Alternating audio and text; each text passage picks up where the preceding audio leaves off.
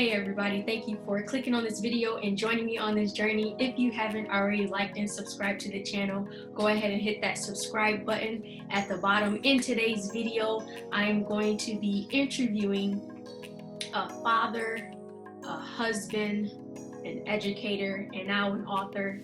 I can't wait for you guys to meet this person because they have some amazing things going on and you do not want to miss what they are getting ready to share with us. All right, today here we have with us Kevin Leichtman, just doing some amazing work and making a huge impact on the world. Kevin, you accomplished so much, and I've only witnessed a small moment of it, but I also wanted to highlight what it is that you're doing and the impact that you and your wife are making on the world. So we can start with, your story. How did you get started with what you do? I mean, your father, husband, educator, author. Whew. Yeah, I wear a lot of hats. First of all, I'm grateful to be here. Thank you so much for having me on. I got started, it's actually kind of funny, like my mom saves a lot of my old homework, right? So she saved, when you're in like grade school, they make you do like the little flip books. Yeah. And they'd always make you do like an about the author.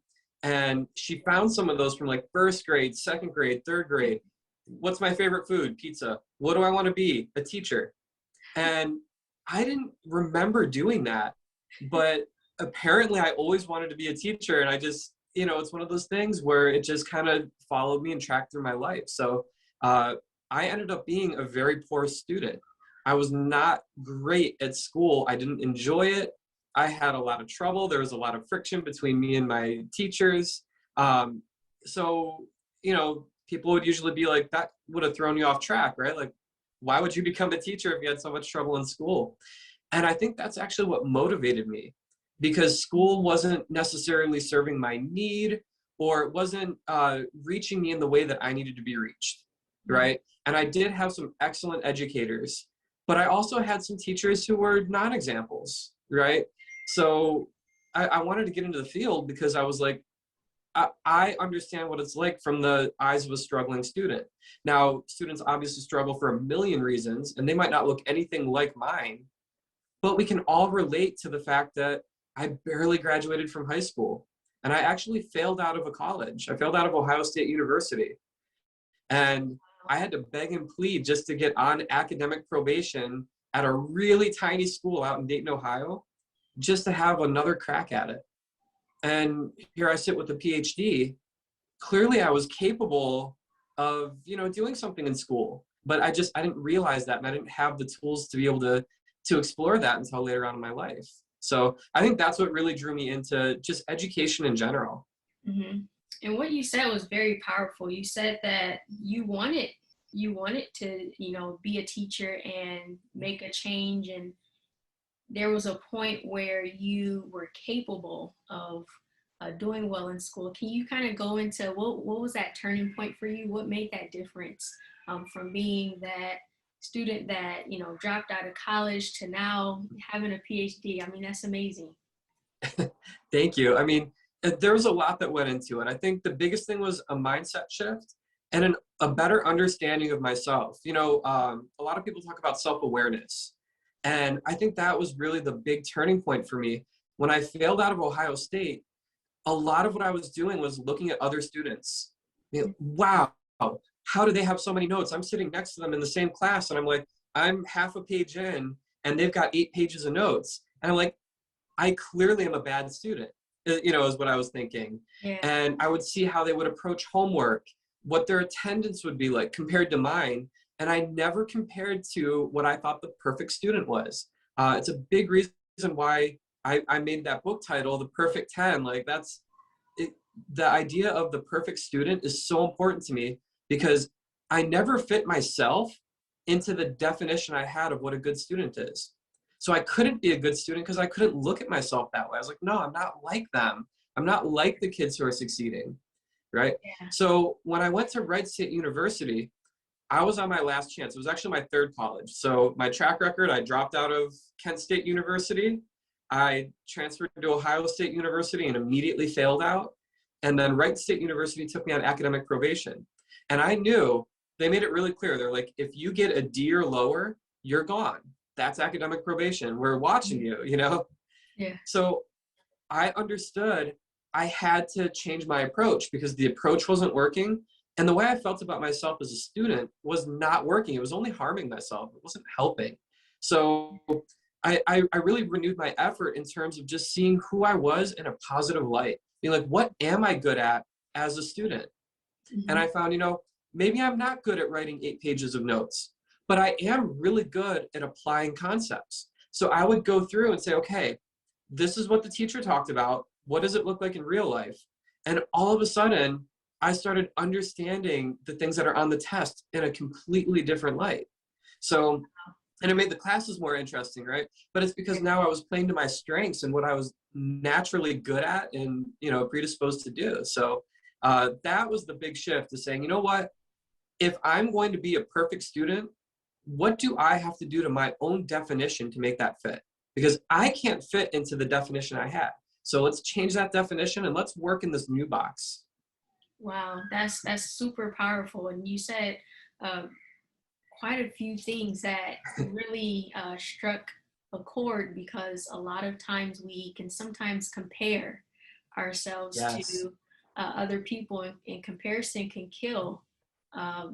It can kill your mindset, which is basically what's going to propel, you know, your success. And 2, it makes you think that you're supposed to be in the same lane as the other person that's running the race with you, and actually you're in totally 2 different lanes.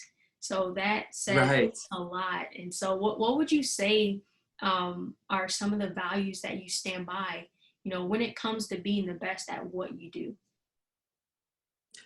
Well, first of all, I think I'm very competitive with myself, and I'm very collaborative with everyone else, right? So I think one thing I've learned early on, both as an educator and as an education consultant, it's something that's really applied in both ways, is I absolutely want to do better today than I did yesterday.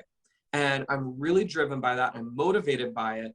And I don't rest comfortably if I just say, you know, I'm doing all right, I can cruise now. Like, I don't feel good when I feel that way. So I've become very competitive with my own self. Like, I knew X amount of skills when I woke up today. I want to learn 1 or 2 more, or, you know, fine tune them or craft them. The other piece of that is I also realize I'm not competing with any other teacher.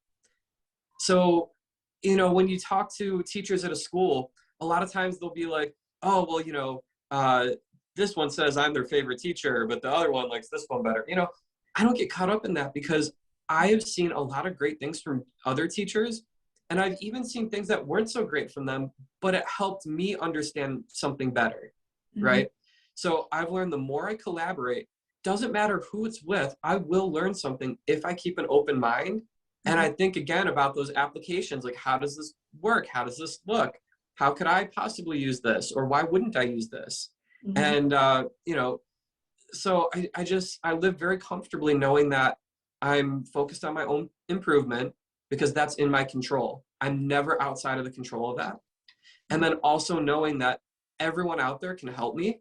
And I've created a lot of great circles and networks and connections based on that idea of, hey, we just want to learn from each other. Let's all grow together.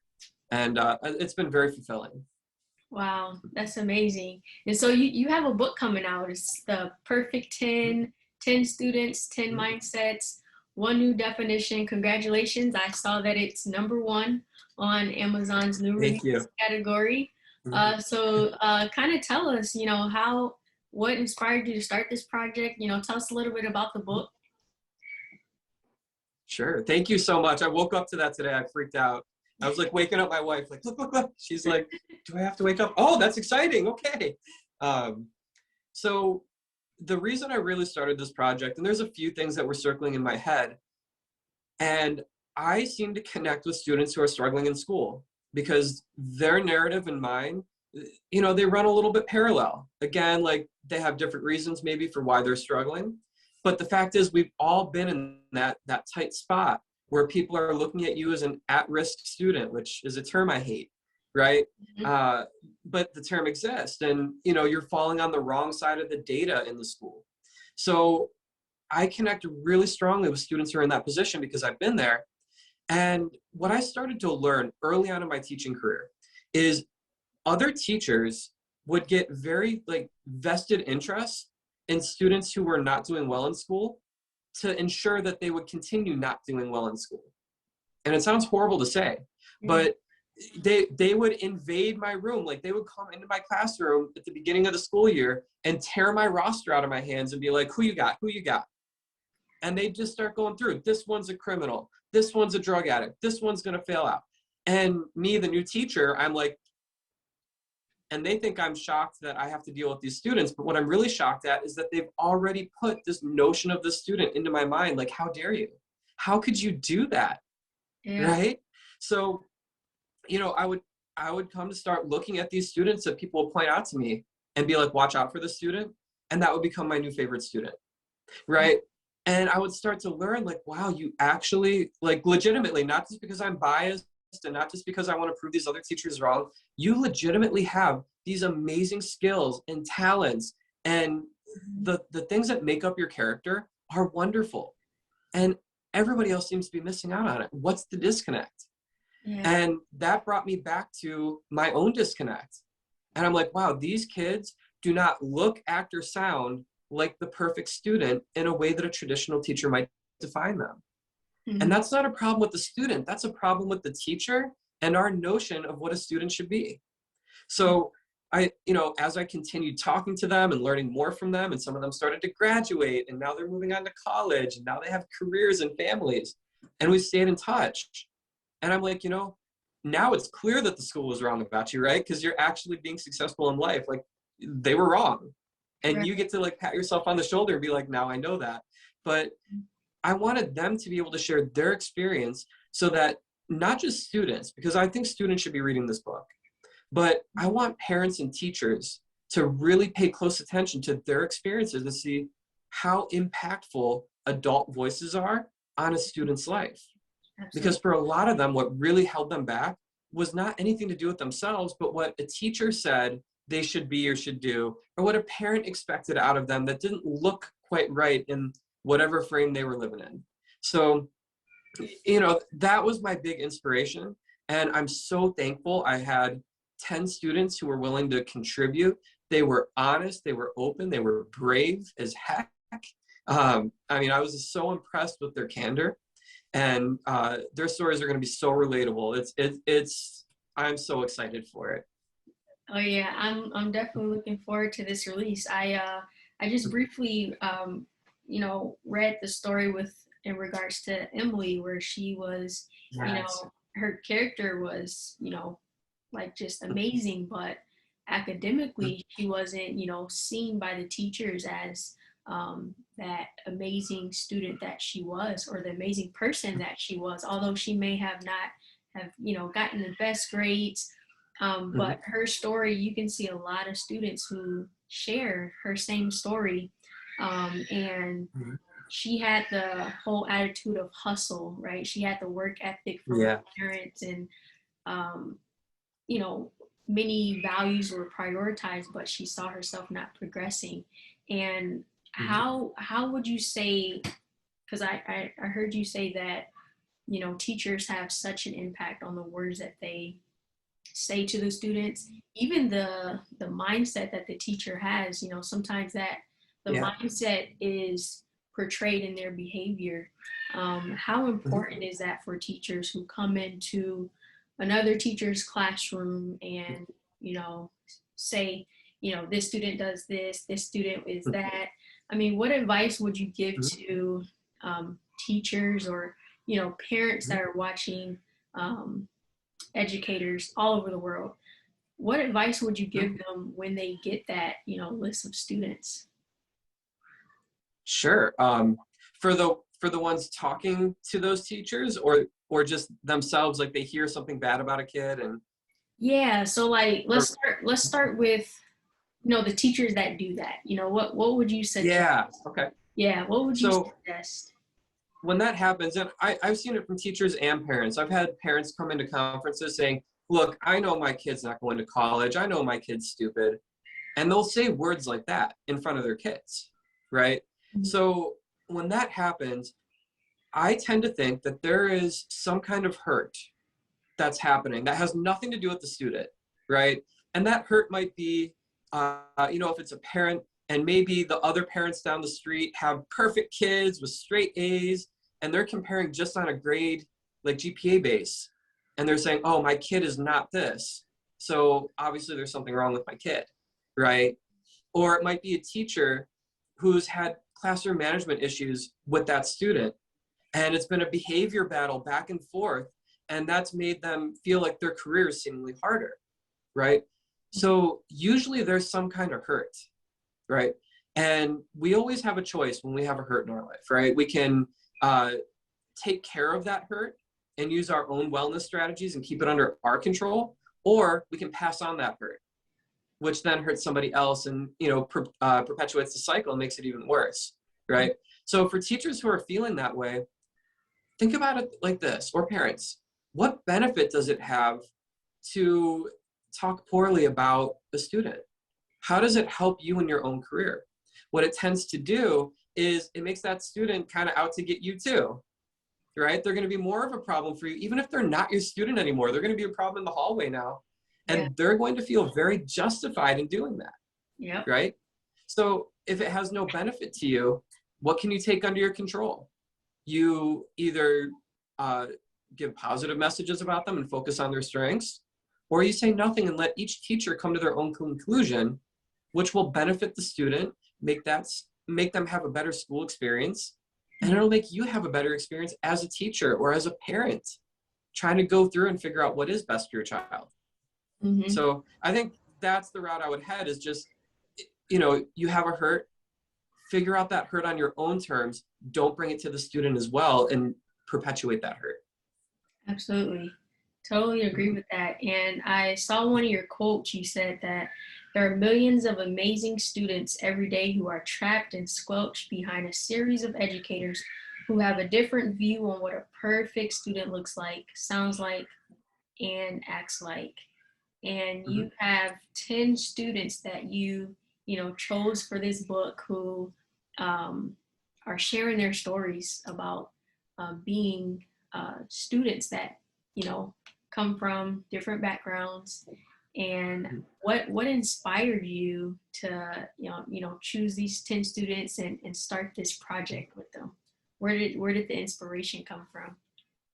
Right. So, obviously I keep in touch with a lot of my students. They keep in touch with me, and, we're talking about this, and you see as they get a little bit older, because, when I was in my first couple years of teaching, it was really a hypothesis, right? Like, I think these students are actually phenomenal people, and other people don't seem to agree with me. So it was just a theory in my head that I was playing out, like, no, this kid's perfect. This kid is perfect to me. But then as I see them graduating, and as I see them getting older, I'm like, no, now I have proof. This isn't a hypothesis anymore. People were wrong about them, and a lot of them, right?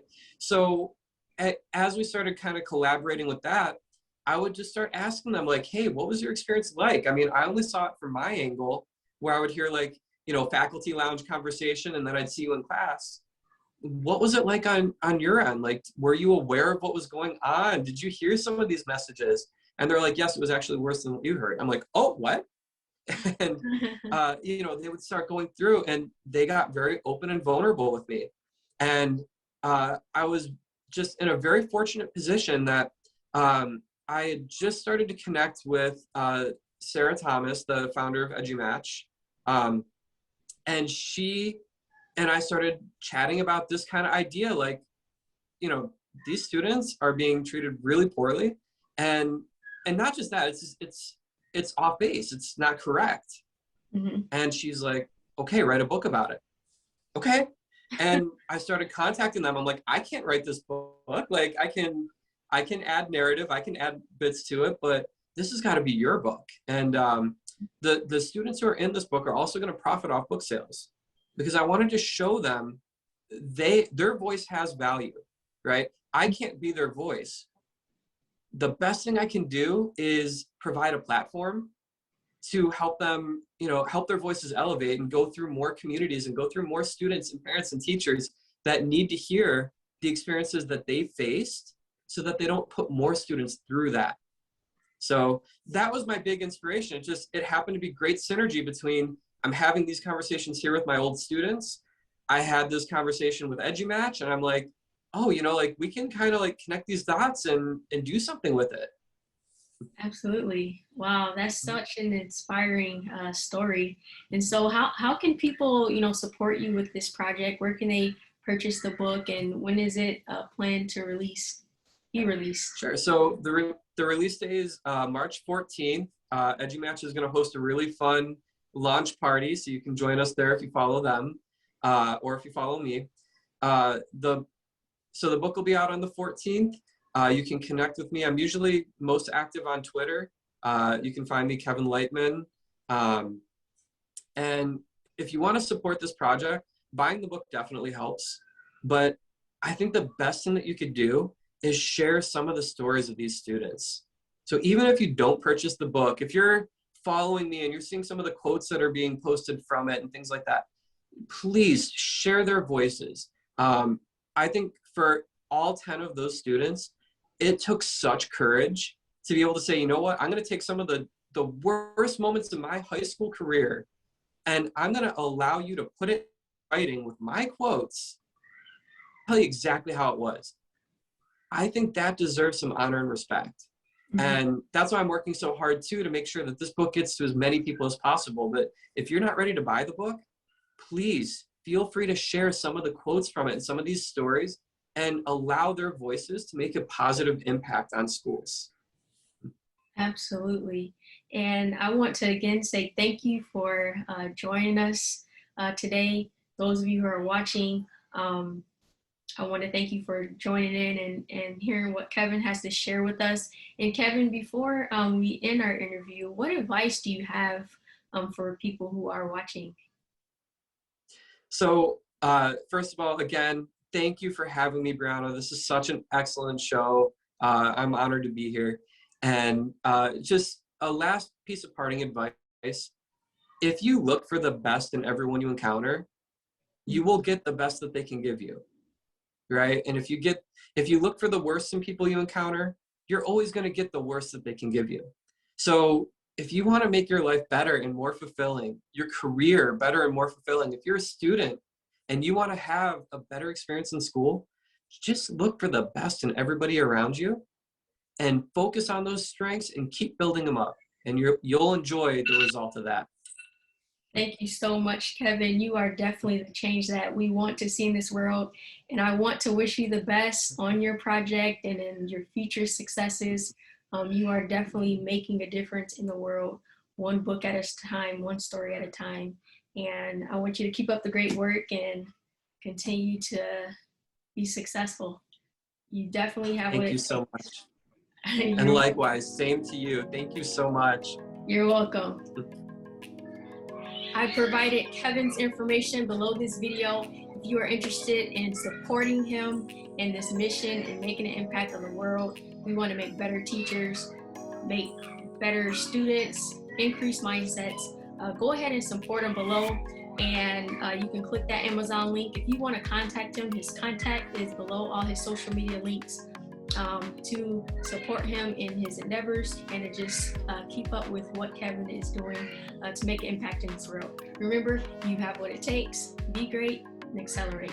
Until next time, peace.